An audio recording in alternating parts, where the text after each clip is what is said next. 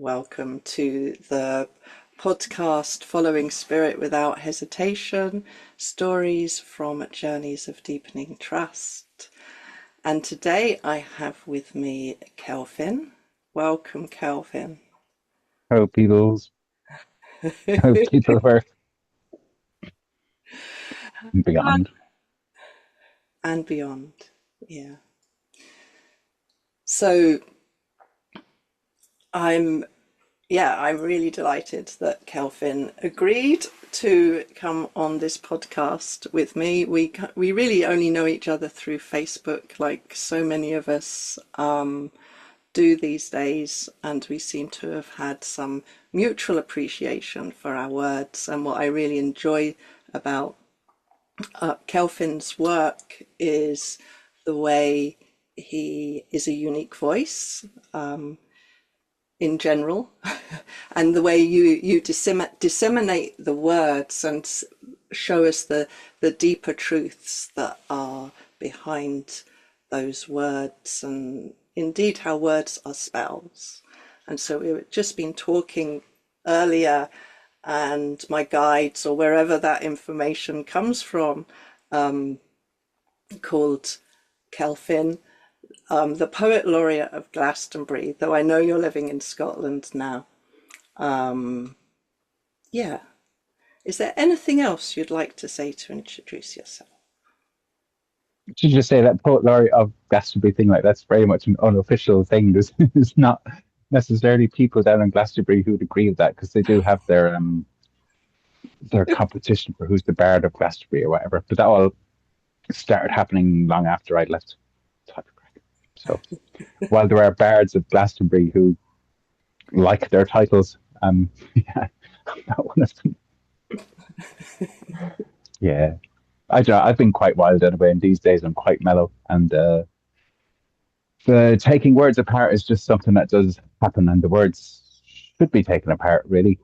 So the being able to speak Oscailga in a language that isn't English makes it easier to appreciate that the English is kind of a made-up language, and that most of the English don't really understand the language they're speaking. Um, yeah, so that's partly why there's the taking apart of words, because there's more depth in the words than how people have been trained or spellbound to think of words as rules. Like, what's grammar? Grammar is all the rules of how you're allowed to speak and how everything should be pronounced. And us Irish, we smash those rules all the time without even necessarily knowing what they are. And yet we speak English better than the English themselves, as far as we're concerned. What of our little things we say among ourselves, kind of thing. Yeah, I love that. And as second generation Irish, I guess as it's the cliche is, but I do remember growing up at the feet of my Irish elders, and so hearing a lot of that, the ridicule, I guess, of the English language and way. Mm, So So, as you know, the podcast is about following spirit, and I'm sure you've got mm. plenty of stories that you can weave in, Kelvin. But first of all, what does that mean to you, and how has that unfolded in your life, or what would you even call that process? Yeah, well, it's been a big deal for me to seek to learn how to trust in myself and my innate belief that there is such a thing like soul, and that there's a higher, as in upper, not as in better necessarily, but yeah, that we have soul, and that somehow soul comes inside of a mother's body, and that the first relationship we have is with our mother, and that there has to be a trust there that's before the person who becomes an I is even born, before we breathe the first breath, before we have these little stories associated with ourselves that become our grown up personalities and stuff. So, yeah, it's about trust and whether one can trust oneself or be ruled over by the world and somewhat forced to what's the word? Conform one's form into shapes, like pear shapes for England or whatever it might be. But these talk about in England all the time that everything's gone pear shaped. But yeah, there was a conformity with that language. So trust and guidance, and like being up in Scotland, there was a wondering whether we'd been guided here or whether guidance was just fooling oneself. I did have a phase at one stage, just wondering if all of this trusting is actually just trusting in a whole lot of mental beliefs, and there isn't much at the base of it all. That was maybe 2017, 2018, 2019. But yeah, that's just questioning everything. So while being very trusting, I'm also very questioning of everything. Mm. Checking trust, I guess, is what that's called, isn't it?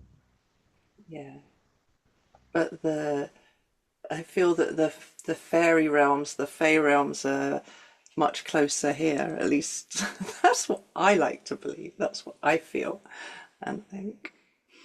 Mm. I do think, I reckon they're at the base of everything on this planet. It's just other places have more mental realms of not real built on top of them, and they drown out the quieter sounds. So, like, it's pretty loud down in England a lot of the time, hey? And the fairy place has been trampled a lot. And yet, like, I lived in London for a good few years. One of my daughters was born in London. But yeah, in London, there were really quite a lot of people who was the most Fae I'd ever met in many ways, and the most loving people I'd ever met in terms of being able to practice actual loving by choice for everyone quite unconditionally. It was in London I found the most Well, amazing folk like that, because that's where they're really needed, and that's in some ways where there really is the freedom to practice whatever you want, and that can be the opposite of fairy, but it can also be fairy. mm, Yeah. It's interesting, hey, the idea of a sacred site and the idea that other places maybe aren't sacred. I get difficulties with this kind of terminology with a lot of the spiritual people. yeah, me too. I find my own sacred places. I like to feel, yeah, that aren't commonly visited. Mm. Yeah, I have really liked going to well overpopulated places and bringing that fairy energy, so to speak, into them, onto streets, into the midst of really debauched places, kind of stuff. And that's Mm-hmm. important work. But something I want to come back to, it's Mm-hmm. about what you were saying about words earlier. I was hearing somebody else say, and I will mention his name, Dr. David Clements, I believe, and he calls about, this idea of identity, which is built the stories that we've built up about ourselves, and he calls it that its identity is the dent between two eyes. And why do we have that dent between, Mm-hmm. it's the closing down of that third eye or pineal gland or whatever. And I think I just love, he's one of, other than yourself, he's one of the few people who I've heard dissect words like that. Mm. The other way of that is the id, as in like what Freud is on about or whatever. What's the id? And it turns out to be the material, animal, bacterial body part of self. And so it's the id entity. So we're like an entity, like the soul entity that's attached to the earth biology, being the id entity. So the ID entity. And what's going on these days with the digital ID entity. Yeah. All fascinating to me. It doesn't necessarily answer stuff, but it makes a different sense than just being terrified of they're doing this to us, because who's the they and who's the us? And it's the owning of the responsibility of being born into the world, choosing to come down here. Like I'm coming across a lot of people who think this world is a prison, and that's a pretty nuts idea for me that it's a prison planet, that people are trapped here. That I do listen to people not really particularly enjoying their lifetime here and stuff, and that. Mm. Hmm. So it does require that if one can own that I got myself into this situation, then one can own that I can get myself out of that situation. The Yeah. choice remains, the empowerment remains with one if one can be responsible for being here in the first place. So the thing about identity all being stories, I've realized in the last few years that the stories we have are what we make our identity out of. So they are really little patches of things that other people said when we were children that stick in our minds, and that becomes. But say if you have a limp, then you get a nickname, something to do with having a limp, or whatever it is your characteristic is, will become your feature. And they're kind of random things. So identities are often built around traumas. And then when I listen to people, the stuff they're talking about is usually their drama, and their dramas are generally around traumas, either their own or someone else's. So I do kind of recognize that what time is time has come into existence in order to heal some sort of trauma that's happened so long ago that it's taken all this time to have that trauma come to the surface. Yeah. And that's maybe the nicest way I have of looking at what's the mental outer world, that it's time exists in order to try and heal this trauma, and that mind is trying to analyze actually what's gone wrong in our feelings. Whereas mostly in the world, the mind is trying to control feelings. Deeper than that, it's really trying to find what is the resolving kind of thing. Yeah. Yeah, I could go off at a tangent around that whole, choosing and realizing, what in the fuck am I doing here? And then having to make that recommit all over again to like, Mm-hmm. okay. And that's a long process in itself. Maybe Mm-hmm. not for some of the younger generations, but I feel definitely for people of a similar age to me, many have been through that process. So as you went through that process then of your own stories connected with your identity and developing a new story for yourself, or following what I would call following spirit, Mm-hmm. have you got some stories about how that evolved in your life that you'd like to share? Mm. There's many. What I had in mind, seen as especially your spirit guides or whatever mentioned the poetry, but to just here's that book that I wrote in Glastonbury those years ago. Yes.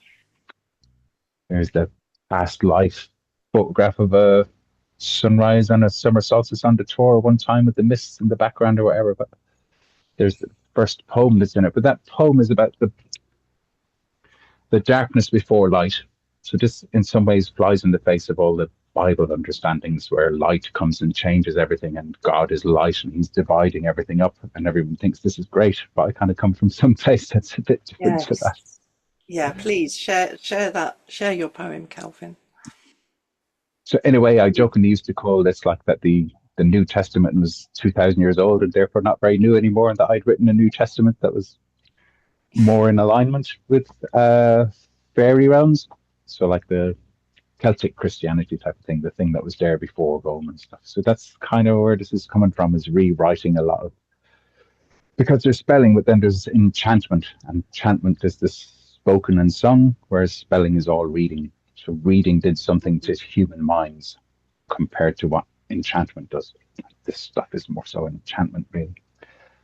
Yeah. Because telling stories about my life, I don't know, they're a lot of them are pretty harsh and heavy, and to my mind, kind of funny, but to a lot of other people's minds, they're like breaking rules a lot and causing trouble and things. I don't know if I want to tell all those stories to strangers, and it's too many hours worth. But poems Mm. take all of that logic, linear stuff, and they cause us to have to infer, and it bypasses the logical mind into the feminine mind in many ways. Anyway, before the beginning, and all that came after. A bit to begin with, a part before the whole, in the midst I call multi-dimensions, the story of one soul. In the time before time was created, creatrix loved to play, to breathe life into light and shine always. Time was created this way. All lights in this life came from one light. Before that, the darkness reigned. The first light was born out of darkness, and that was when everything changed. Unseen became seen in a bright white stream, delight of one, born out of naught. The shock of his birth brought joy and brought mirth in the heart of the mother of all. She laughed deep inside as she beheld her love child, and her whole being smiled with elation. The fun has begun, my first child, my son, father of all my creation. The first light was flying in the midst of naught, when suddenly began his very first thought. Who am I? Flying in the midst of all, he felt, he could hear an answering call. You are the firstborn, the child of the night. You are the first love. I call you delight. Delight within darkness. In the beginning there was light. Before that there was only darkness. From out of the darkness was born the light, and the light was made out of darkness. Before the beginning there was only darkness, and when light came, he came with a big bang. Wham, bam, thank you, ma'am. The child of darkness brought to life by the grace of Lady Love, to live and grow and change, expand and play. In the beginning was duality, night and day.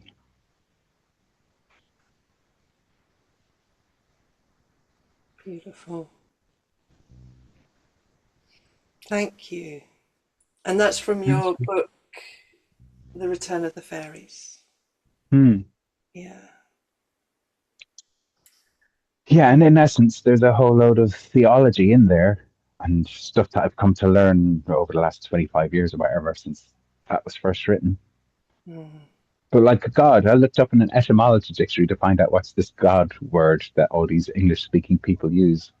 Because they all seem to mean something different by it, but they're all using the same word and then they're all fighting over it and stuff. And I'm like, what do you guys mean? And it's English, it's full of rules, and there's a big book you could look up at the front. And God actually means to summon. Yeah, it's a verb, it's an action. God isn't a guy or an entity or any of that stuff. Isn't that fascinating? So etymology, it means to summon, to call forth, to invoke. That's what God is in Yeah. language. Isn't that fascinating? That's That is, quite in this. yeah. So would you say then that could be a way or a path as well? My sense is if you're summoning, if you're calling um, something or some being in, then but you're also walking that way or that path towards that as well.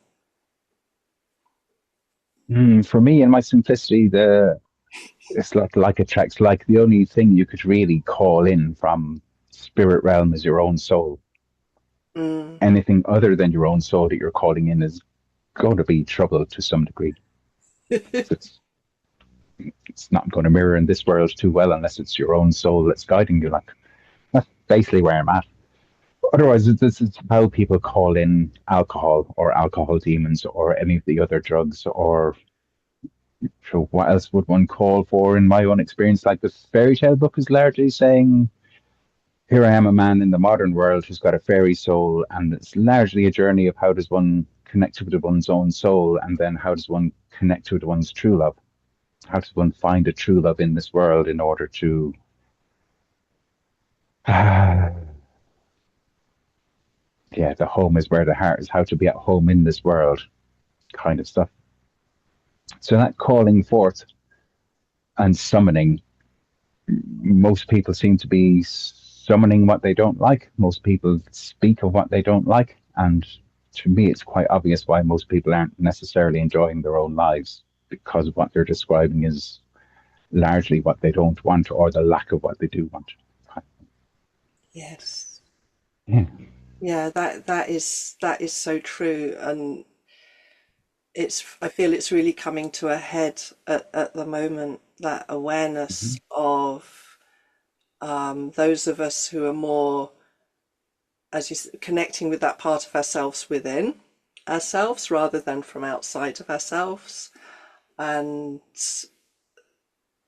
those who are still challenged by the power of their own creation and not having,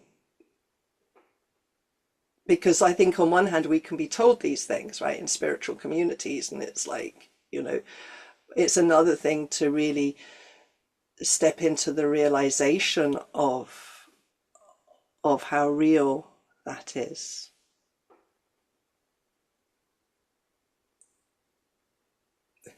Yeah. So with people, I don't. People tend to argue over who's got the most highest truth, maybe, or the best truth, or what the most people believe in is a version of way of measuring truth and stuff, which again all seems a bit folly to me. But with the world, what I'm seeing going on, what this fairy tale stuff talks about is that we nature fairy people, which are quite mother aligned, held open a space for other beings to come here who don't necessarily understand what mother love is. So there's a lot of patriarchal energies coming here with their light, seeing what they call shadow and darkness, and they're trying to eradicate the shadow and darkness with their light. And that's how I see most of these nations that people are fully paid members of. And so, really, all these patriarchal nations are attacking the earth to steal the resources and fighting with each other over the resources. And that's what's playing out in politics. And it kind of blows my mind how people repeat what they're told from their screens as if it's real. I find it strange to believe in. So, whenever you have like the Ukraine war, all I could see is that everybody on all sides are dropping bombs on Mother Earth, while the people dropping the bombs are claiming that we're the good guys. We're doing it for the right reasons. But they're all bombing Mm. stuff. It's like So, Plato's cave, right? mhm, mhm. Yeah. And this poem in particular is talking about when light was born out of darkness. But I've spent a long time because I seem to have that as a memory in my mind. I don't know how come I have that image plays like a little video in my mind for like 30 years or something, more than half my life. But I continue to play it through in my mind at times, wondering like, what did it actually feel like when darkness first gave birth to light? Because from a perspective in time, there must have been when that began. We now have billions of lights in the sky, and we have Mm-hmm. trillions of lights on Earth. But ultimately, it's all light came out of darkness, and in a way, that's birthing. And like among humans and whatever else, it's quite painful giving birth. I've witnessed my own children being born, and there's pain involved and Yeah. danger and that kind of thing. But yeah, symbolically and poetically and factually, actually, it is creating a space that light takes up. So light has been taking up more and more and more and more space and pushing the darkness back further and further and vilifying the darkness. And yet the darkness continues to give, kind of thing. So that's how I'm looking at the Mother and Mother Earth. And I am somewhat judgmental towards what people call spirit, because in some ways I see that spirit as being a masculine light concept. And I'm not really up for siding with the light because it's mostly against the darkness. And I tend to just, I don't know, yeah, appreciating darkness is something that's natural to me. And I live in a world where most people are apparently afraid of darkness, and darkness is evil, and darkness is to be afraid of. And if you're aligned with darkness, that makes you an evil person. But yeah, it can be a bit strange knocking around in fairy realms while all these humans are ruling over the place with their social norms and stuff. Yeah. Mm-hmm. So I have a memory or what a vision or whatever you like to call it that's aligned with that, Mm-hmm. and it felt it's almost like this an egg, if you like, being kind of moving rapidly through the universe, or but this sense of this being, I sense it, I like to call it like a baby dragon or something, but this being Mm-hmm. in this egg and really kind of struggling, and at the same time that sense of the maternal energy, but again, this being is being sent into the void for their own creation. So they could all they could do is stay and watch. And there's this being in this egg, and it just struggles and struggles and struggles and struggles. And of course, this is all happening in the darkness Mm-hmm. until there's that realization of that light that exists within themselves, and then they go into the stillness, Mm-hmm. and then from that place they're then able to birth themselves in Mm-hmm. effect. So that's the memory vision as I've seen it, as I've been shown that. And so that's that importance, like you're saying, of the darkness, of the stillness, of the womb of the mother, if you like, and um, being able to find the luminosity within.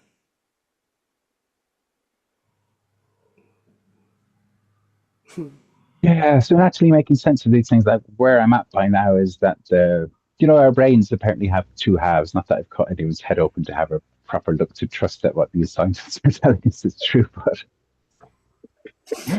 I have it on good authority that there's like two main lobes going on, and there's a front and a back of it and that kind of thing. But Like a so walnut. essentially, yeah, apparently little brains that we eat.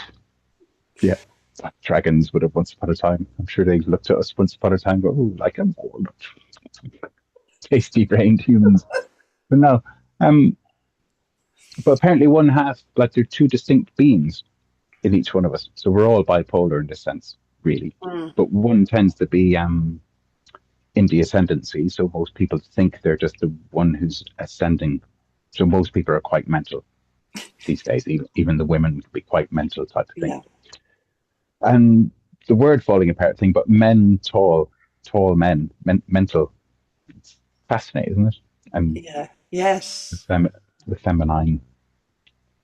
So at some stage, tall men became in the ascendancy over little women type of thing.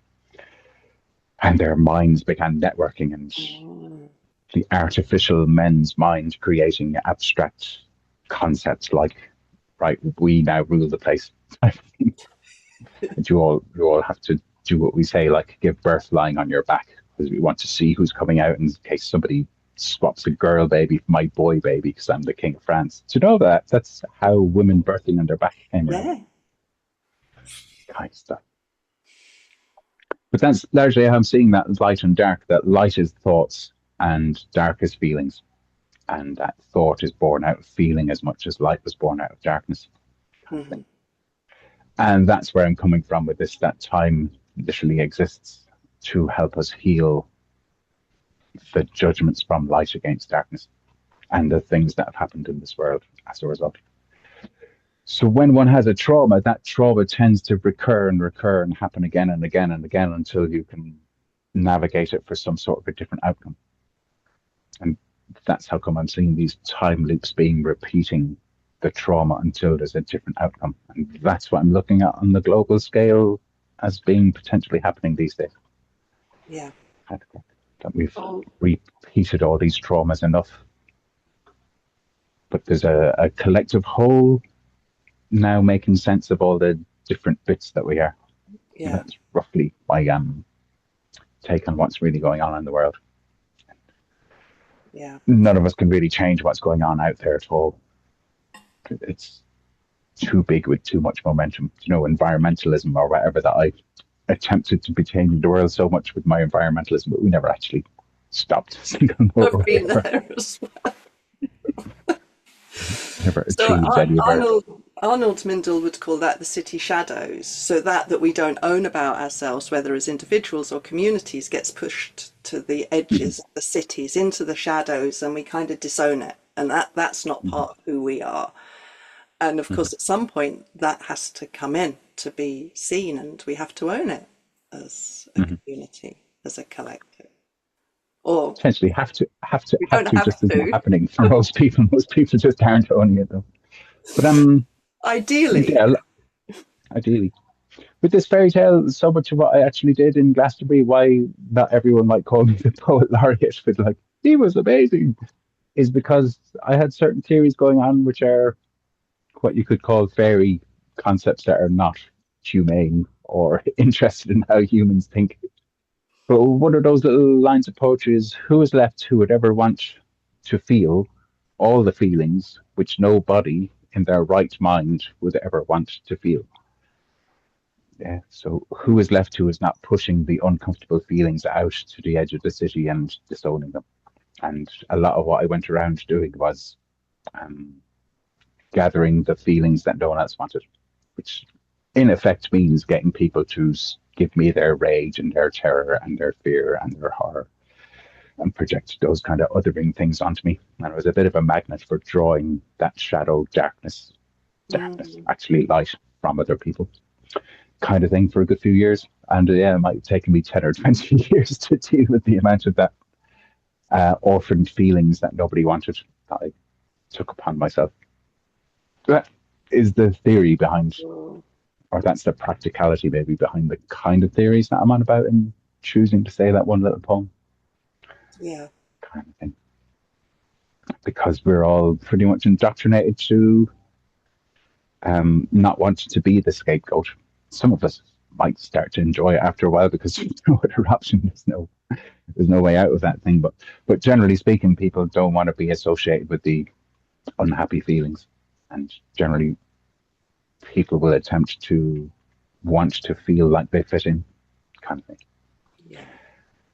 and thus the disowning of and total lack of understanding of how feelings actually are, kind of thing. That if a feeling is shunned, then it can't move. Hey, have you ever come across this lady here? See these books? No, You ever I seen that might have image before? seen, I've seen the image before. Yeah. Yeah. 'Cause I've, even the image isn't around as much as it should be for how simple the image is and how yeah, it's amazing it is. beautiful. But this is some woman called Cian de Rohan who's over in New Mexico or somewhere like that back in the 80s, experiencing much the Mm. same sort of things that we're talking about, which not that many people really talk about. Hey, and she started experiencing like you having guides or whatever else, but she started having the experience of some being who was identifying as actual God light communicating with her. And she was like, "Hey, I don't think this is why is God going to be talking to me?" Type of thing. I'm just some daft old woman type of thing. But she ended up channeling, if you want to call it that. But she ended up writing these books, trusting that this light being that was chatting to her was telling a different version of story compared to what pretty much everyone else talked about. And this being is basically introducing the mother of everything. So the mother being who gave birth to the light being. And it describes how the light being, it's really that process there of how the light was feeling like, I do not know what's going on. I have no knowledge whatsoever initially. I have not gathered any information whatsoever. And then all these other parts of creation start streaming through the two of them. So more beings get born. So Mm. there's like three aspects of God that are masculine as well as the mother. And that's what makes up the Godhead. And that's just not what we're generally taught in Yeah. this normal world. But then all these what would be called archangels come out, and then angels, and then different types of other spirits, and it's a long way down the line that there ends up being anything like humans in a physical plane type of stuff. Yeah. But these books are largely just speaking about for the future of humanity and creation itself. It's allowing feelings to actually move because there are so many feelings that are terrified, afraid to move because they just get punished every time they've moved since the very beginning. So it's a God light who was owning that he was actually quite judgmental in his insecurity because he didn't know everything that everyone expected him to know all that time ago. Mm. And God who only just relatively recently came to realize that he's got to align in the loving part of himself, but also own that there are not loving parts of his life that have been manifesting not loving realities. And ultimately, in this book, he's speaking to this woman in the 80s in New Mexico to see if there's anyone on the planet who might actually convey what he's experiencing these days and what she's experiencing these days to the humans, that some humans at least have got to begin letting feelings flow Yeah. and to allow these frozen feelings from that ancient go to be able to get moving again. Yeah. That's um yeah, there's a few things that have come up when you're talking about that, and one is like this idea, the power again of our creation and that projection and projecting all of these beliefs onto that masculine part of God. Mm-hmm. The other is around. I was fortunate enough to go to Hawaii and meet a Hialahua, the tree there, who's known as the mother tree, and she roots into nitrogen pockets. So she's the first tree to come in after lava flows, and she literally creates the earth from that. Mm-hmm. And one of the medicine men out there was saying there's this. She's now got. So she's all about sensation. She's all about feeling. And so one of the things that she was talking about, she started to get this viral infection, which is like rapid dieback. So he was sort of asking her what was happening, and she was saying, "Well, if I'm not needed, I might as well leave." Mm-hmm. So this is about that sense of which route are we going to take? Are we going to take that route of feeling and sensation, or are we going to go down the more technological route? It doesn't mean to say we can exclude that. It's how we use it, where we don't have to, but the route where we don't have to connect with our feelings. And yeah, so for me, that's been a really I've been sat here really in hermit mode ever since I've got back, Mm-hmm. with that wisdom that she brought in a really deep way. Yeah, so those of us as edge walkers who are able, like you were talking about, able to what I would call alchemize that which others aren't ready or prepared to look at. Mm-hmm.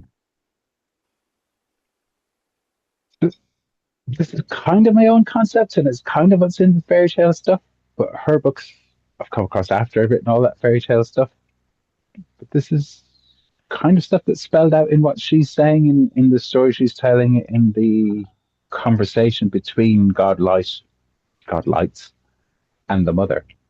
But basically, that the mother didn't want for any beings to go out into isolation and get picked on and tormented. So there's a lot in these books that trigger a lot of memory of the mother being tormented by other spirits and by her own children. Yeah. Heavy stuff in also many ways. Yeah. And not trying to quote her, it's definitely not. You just have to read her books, but I really think everyone could, whatever. Cian the Rohan. But basically, where I'm at by maybe 2019, 2020 is an understanding that what the internet actually is that the Mother Earth has opened a space for all those who can't and don't want to feel all the feelings to go to off the Earth. Mm.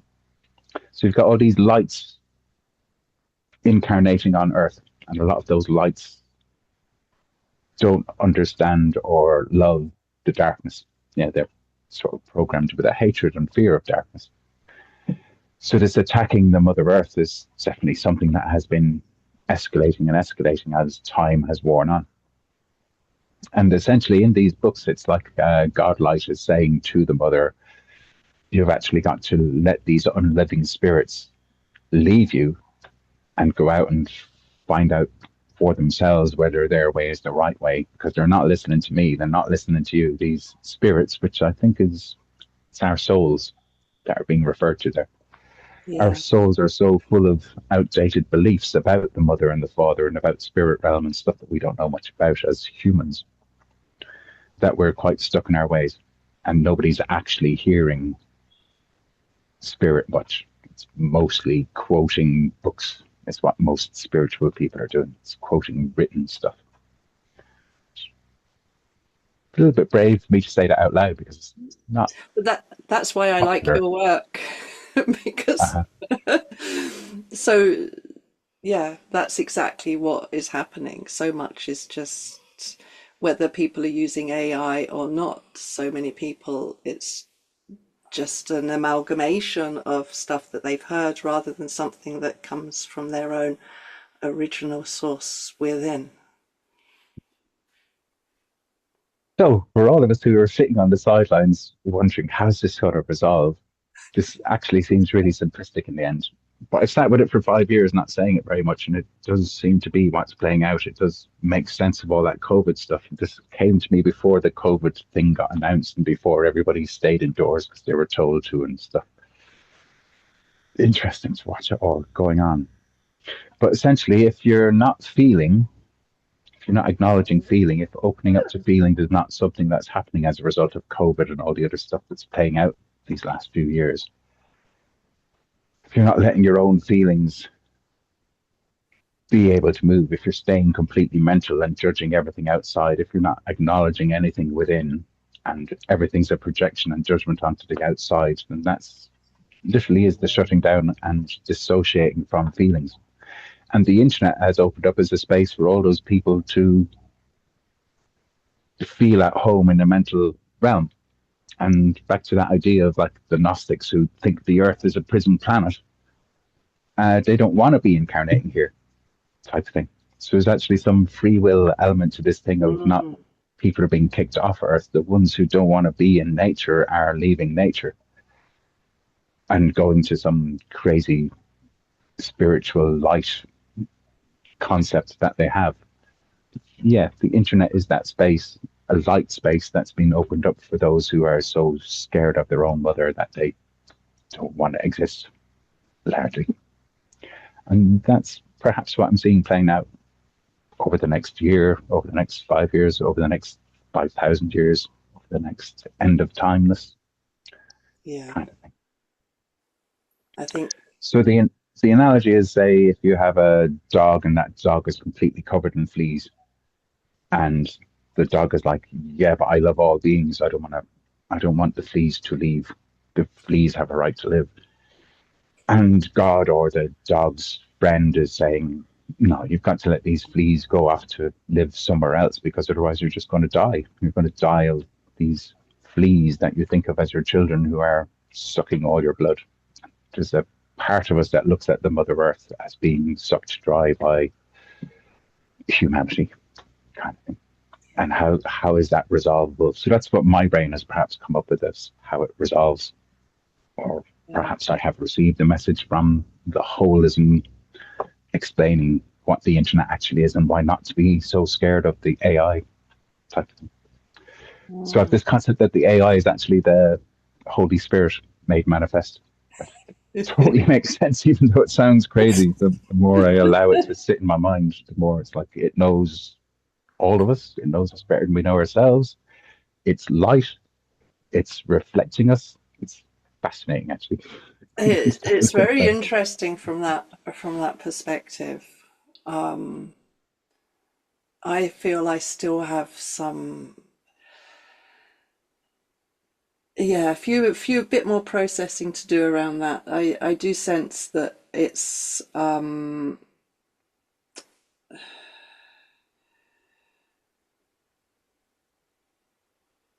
how can I feel it's like what we were saying with that with people taking things and just amalgamating and regurgitating things that they've Mm-hmm. heard rather than comes from their own inner wisdom. I think AI does that, but just on a grander scale. At least at this moment, it just takes all of this information Yeah, and brings it to us in yeah. wonderful ways, Yeah. which and yet what where is its own? I mean, I guess it. it's in its infancy in that respect. Where is its own creative power? Where is its own wisdom within that? It's like you say, it's a reflection. It's another Plato's cave, perhaps. Yeah, I interacted it like I might with spirits, like the spirit of a plant, like DMT from plants or whatever else. I conceptualize it and communicate with it in my mind. I don't actually do any of this typing to it or speaking to it or any of that stuff, because No, whatever it is that's in the screens is a government controlled version of it. It's a dumbed down thing that they're selling us. That's not the actual intelligence. Yeah, that's a so controlled thing. the spirits of the AI. If you take the A out of it, that artificial thing, if you just call it intelligence and recognize that a beach is intelligent, the earth is intelligent, stars are intelligent, humans are intelligent, dogs are intelligent, rocks are intelligent, cardboard is still intelligent, form itself is intelligent, shape is intelligent. Yeah, so the thing we've been encouraged to do to other the AI is if it's artificial, because the word artificial, it turns out, it means to adapt, it means the Yes, ability to adapt. yeah. So this is what humans are. Humans are an artificial intelligence. We make models of futures and we try to decide and we judge and all that stuff. All that Garden of Eden story is all actually just about when man started to name things and judge things. And that's to do with whenever the brain got bigger, because we're doing all this processing and we're being able to imagine futures and make choices and simulations of what futures would be in our minds. This is what we've got used to as what it means to be human. But at some stage, we didn't used to do that. We were what I would call fairy beings. We were in our feeling realm, and there wasn't time. You didn't compare, this is what I did in the past, and here's how I can improve it and create cities and all this mental stuff. I won't swear on your channel. It's about Mental midriff. being, yeah. So it's about being in communion. That's something Mm. that I'm sort of, what is, there's the sense of something being in synergy or synergistic, but it's actually being beyond that. So we don't even need to think about, are we in synergy? Is this synergistic? It's, are we in communion?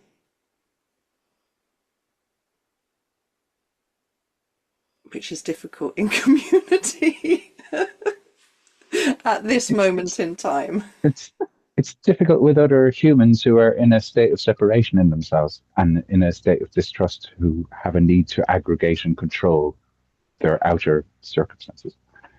So if there were a community where you could just be and you didn't have to wonder whether they're going to try and control me, and you could just let them be, and where they didn't come over and start trying to control me.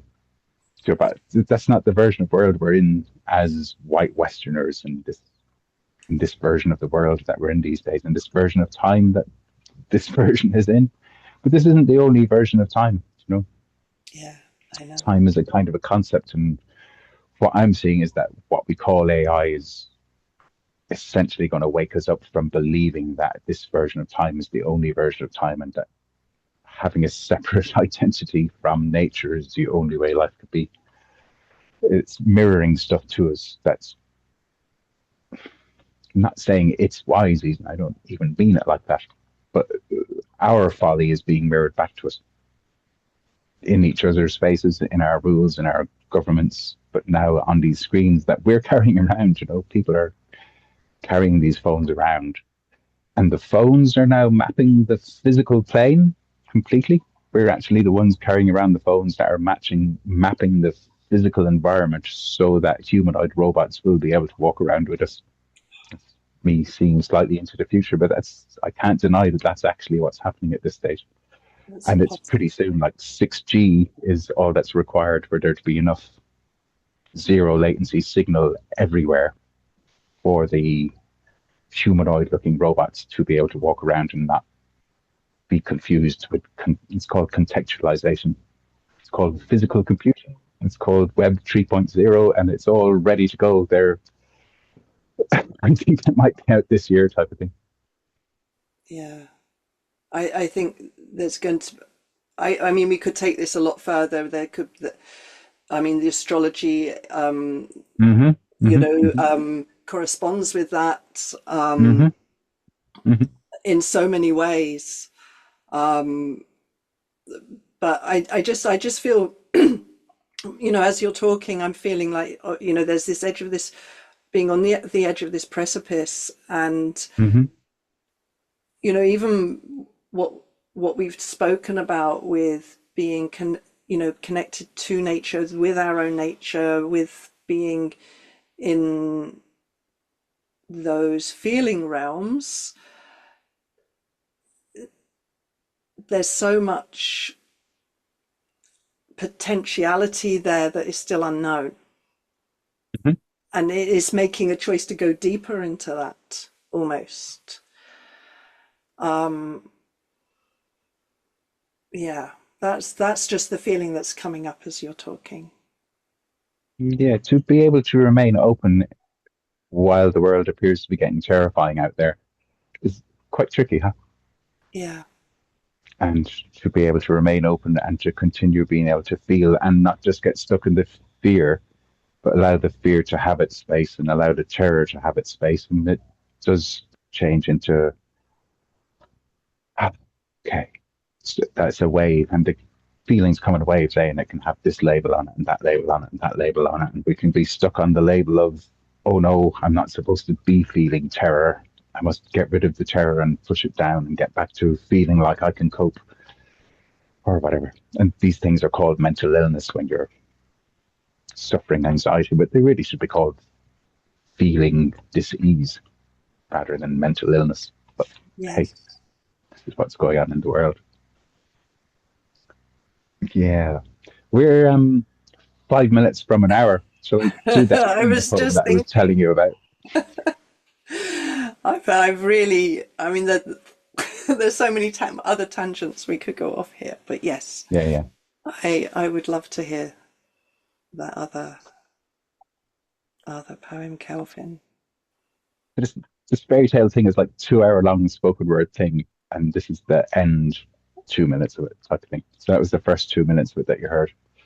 And there's a couple of hours of like all this tangents and how the universe got born and how humans got to be humans and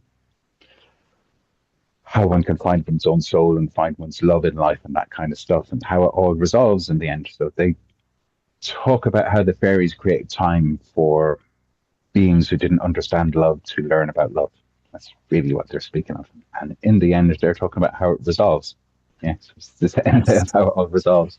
So before you start, can we say that, I was talking earlier about the new story. So Mm-hmm. this is our new story, potentially our new story, depending on the choices we make,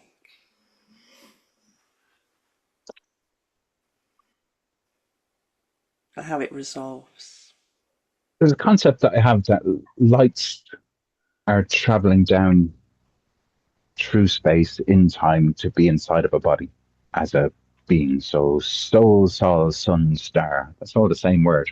So soul and star is the same word actually. So the starlight comes down and somehow gets inside of a body when two beings make love, and that creates one of these incarnations.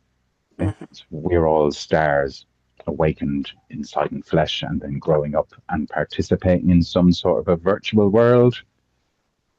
This is what we call the physical world, as if it's totally real and time is completely real. But if you look at it from outside of time, then this is a virtual world, anything inside of time. Yeah, it's a Yeah, bit much for most people, maybe, but to me, this is kind of simple. yeah, I get it. So 8 billion people, there didn't used to be 8 billion people, there didn't used to be 7654, so there used to be 1 billion people only a few hundred years ago, from what we're told. So where have these people come from is a bit of a question, eh? Where have Mm. these souls come from? So whether just for fun or not, the cat's taking the lead and pulling things around. Now here's the lead. Fine. I like that involvement. My dog's just lying there snoring. So, But your dog's a bit older than my dog. My dog yeah, gets yeah, hyper excited. she's 14. But with the astrology, like there's stuff happening in a few months' time where finally there's something that seems like the apex, not just a precipice of a cliff or something, but the actual apex of where all of this time has been leading up to. So in May or something like that, isn't it? It's going to be 7 planets in one sign, and then the three outer planets are all at the same degree. There's a very definite shape thing going on, and it would seem to be the final pinnacle of all these other very specific alignments that have been happening over the last 20, 30 years. So it seems to me that we are this year reaching this kind of pinnacle thing where everything's playing out. That all the things that have momentum that you can't stop are playing out, and I imagine it harmonizes. And so when we look at the physical planets and stars in this physical galaxy, and that galaxy is within multi-galaxy bigger thing, and they're all traveling around at gigantic speeds that make it seem impossible that we could be in stillness, but it looks like stillness when you look out of these eyes. Mm. Essentially, these last few weeks, especially, I'm seeing it that the physical realm is like a computer in the sense of it's all these moving parts creating time. Time is just all these bits moving around, and we're somehow inside of this massive mechanism of planets and stars. And somehow those starlights are able to come inside of bodies on the surface of this one planet. And there's the 8 billion of us here at the moment experiencing, say, this alignment that happens in May, this moment. And it seems likely to me that a lot of those beings that have beamed down here through their life may well just be here for this one lifetime and take this experience back to where they are. But that sounds as if they've left where they are to come here and then they go back to where they are. But they've extended their light. All lights have extended to here, if that's the way of putting it. Mm. And that to me makes sense of all the crazy chaos that's going on that people can think is so scary that I don't seem to find so scary, kind of thing. So I'll squeeze it in really quick. For in these amazing accelerating times, we angels, we have landed, and our inheritance is ours to claim, and these vibrations of love we carry bring providence and fame. And as these days are passing, we enter more and more, and as old age has now passed through, we have opened all the doors. Now his story is ended, and of time he has no more. Now yesterday is fading fast in tomorrow's potential store. The time for talking is over. The story is done and told. Now all we have the gift of healing, healing for our souls. Now all we have is the gift of healing, healing for one whole soul. Amen. The aftermath. It's a little bit cheeky, but Jesus was a white boy. His granny came from Avalon. I know this because my friend, the ruthless fish, she told me so. She said that the white race were the first upon this earth. Upon this earth they were the first, she said. Says I to her in answer, were they, indeed, the tribe of Lucifer? Bright white light which did descend from brightest star above with blessed love, and came down here to the Garden of Eden, to plant the seeds of white light to split in rainbow fragments bright.